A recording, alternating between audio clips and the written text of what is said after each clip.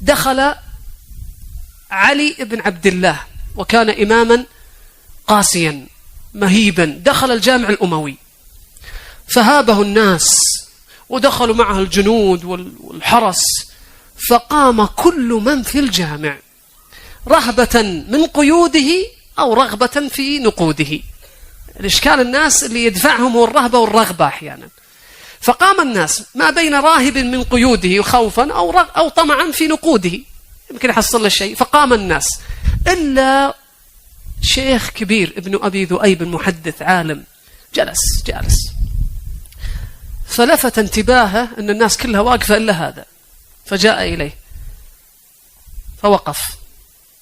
يوم جاء قرب عنده وقف أبو ذؤيب عشان يكلمه، فقال له: لما لم تقف كما وقف الناس؟ أنت ما تشوف الناس كلها وقفت يوم دخلت المسجد، ليش أنت الوحيد اللي جالس؟ نظر إليه الإمام وقال: أردت أن أقوم كما قام الناس، ولكني تذكرت قول الله. شفت شيء كبير، جب الله كل شيء يصغر، كل شيء يرجع لمكانه. قال: أردت أن أقوم كما قام الناس، ولكني تذكرت قول الله: يوم يقوم الناس لرب العالمين، فتركت هذا القيام لذاك القيام.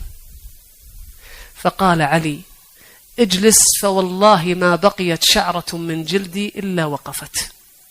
هزه